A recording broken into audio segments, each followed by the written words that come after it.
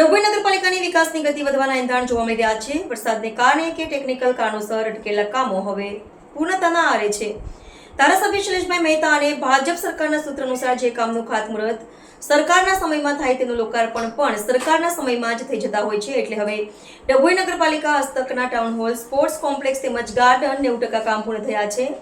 આગામી શિયાળાના શરૂઆતમાં જ આ કામોનું લોકાર્પણ પાલિકા દ્વારા કરવામાં આવશે તેવું પ્રમુખ બિરેન શાહ દ્વારા જણાવાયું. ડભોઈ નગરપાલિકાની વિકાસની ગતિ વધવાના એંધાણ જોવા મળી રહ્યા છે. વરસાદને કારણે કે ટેકનિકલ કારણોસર અટકેલા કામો હવે પૂર્ણતાના આરે છે. ધારાસભ્ય શૈલેષભાઈ મહેતા અને ભાજપ સરકારના સૂત્ર અનુસાર જે કામનું ખાતમુહૂર્ત સરકારના સમયમાં થાય તેનું લોકાર્પણ પણ સરકારના સમયમાં જ થઈ જતા હોય છે. એટલે હવે ડભોઈ નગરપાલિકાના હસ્તકના ટાઉન હોલ, સ્પોર્ટ્સ કોમ્પ્લેક્સ તેમજ ગાર્ડન 90% કામ પૂર્ણ થયા છે. ડભોઈ નગરપાલિકાના વિકાસના કામોને હવે પૂર્ણ ગતિમાં વેગ મળી રહ્યો હોવાનું જોવા મળી રહ્યું છે. નગરપાલિકા દ્વારા ડભોઈ નગરમાં વિકાસના મુખ્ય મોટા કામોમાં ટાઉન હોલ, ઓડિટોરિયમ અને સ્પોર્ટ્સ કોમ્પ્લેક્સના કામો વરસાદને કારણે ધીમા પડ્યા હતા, પરંતુ હવે તે કામને વેગ આપવામાં આવ્યો છે.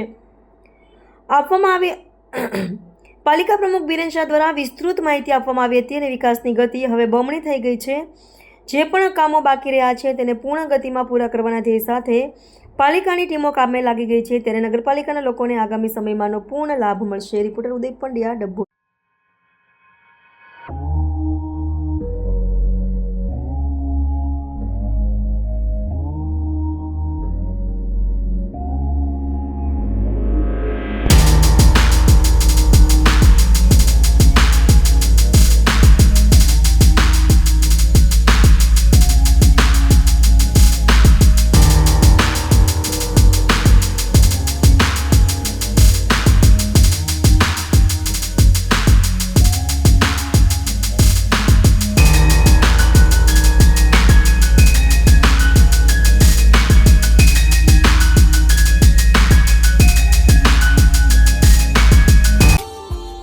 Subscribe now and press the bell icon.